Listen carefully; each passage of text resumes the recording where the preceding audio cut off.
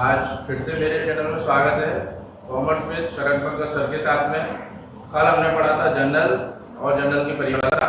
यहाँ पे महीना लिखते हैं, उसके बाद वर्ष लिखते हैं, ठीक है, और उसके नीचे सर्वप्रथम माह लिखते हैं। इसके बाद अलग तिथि के क्रम अनुसार लिखते हैं। अगर दूसरी तारीख को कोई भी ट्रांजेक्शन हुआ है तो उसको अलग तारीख को लिखेंगे, ठीक है। तो ये पहला स्तंभ था हमारा तिथि का जो हमारा कंप्लीट हुआ। अब दूसरा स्तंभ कौन सा है हमारा? विवरण। विवरण को क्या बोलते हैं हिंदी में? पर्टिकुलर। तो विवरण के अंतर्गत क्या आता है? विवरण के अंतर्गत पहली पंक्ति में उस खाते का नाम लिखा जाता है। उस खाते का नाम लिखा जाएगा जिसे रेडी करना है, और खाते का नाम लिखने के बाद स्तंभ के अंत में रेडी शब्द लिखते हैं। जब हमने एंट्री कर दी तो यहाँ पे क्या है?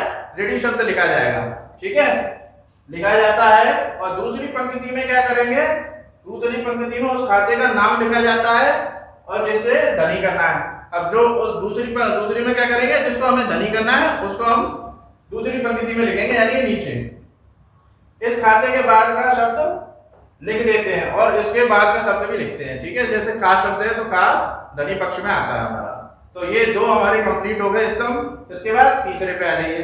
तीसरा स्तंभ हमारा कौन सा होता है? खाता पृष्ठ। खाता पृष्ठ क्या होता है? इसको अंग्रेजी में लेजर फोलियो बोलते हैं। क्या बोलते हैं? Ledger folio. तो इसमें क्या होता है? वैसे तो इस स्तंभ में कुछ नहीं लिखा जाता, खाली छोड़ देते हैं, बट इसमें एक डैश भी बना सकते हैं इस तरीके से, ठीक है।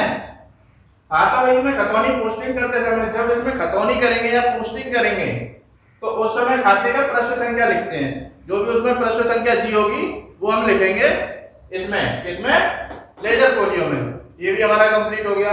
उसके बाद चौथा है राशि, अमाउंट। अमाउंट में दो कॉलम होते हैं हमारे, एक तो डेबिट अमाउंट, एक क्रेडिट अमाउंट। इसमें डेबिट अमाउंट को बोलते हैं, डेबिट को रेडी पक्ष और रेडी रकम, और क्रेडिट अमाउंट को बोलते हैं क्रेडिट पक्ष या क्रेडिट रकम, ठीक है। तो राशि को लिखने के लिए दो स्तंभ का प्रयोग किया जाता है, जैसे एक और दो स्तंभ का प्रयोग किया जाता है। पहले स्तंभ में रेडी की राशि लिखी जाएगी, यानी डेबिट की राशि लिखी जाएगी, और दूसरे स्तंभ में धनी की राशि, और दूसरे स्तंभ में किसकी लिखी जाएगी? धनी, यानी क्रेडिट की राशि लिखी जाती है। इसके बाद में क्या होता है? व्याख्या। व्याख्या क्या होती है? नरेशन।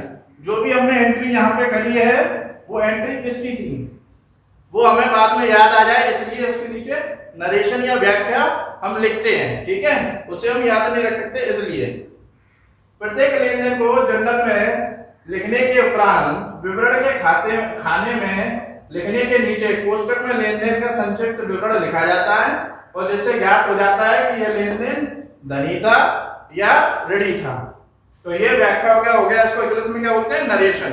इसके बाद लास्ट में क्या होता है?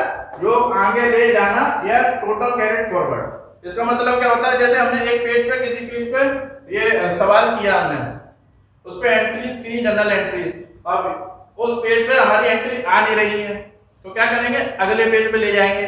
तो यहाँ से जो टोटल होगा उसको क्या हम लिखेंगे?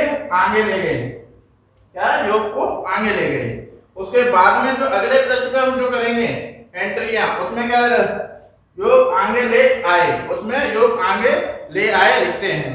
यहाँ तक हमारा जनरल का प्रारूप और इसके 5 स्तंभ कंप्लीट होते हैं। अगर आपको मेरी वीडियो पसंद आ रही है तो वीडियो को लाइक करें, चैनल को सब्सक्राइब करें, और जितना हो सकता है दोस्तों के साथ शेयर करें। और आपके एक लाइक हमारी मोटिवेशन बढ़ाता है, इसलिए वीडियो को लाइक करना ना भूलें और बेल आइकन प्रेस करना ना भूलें।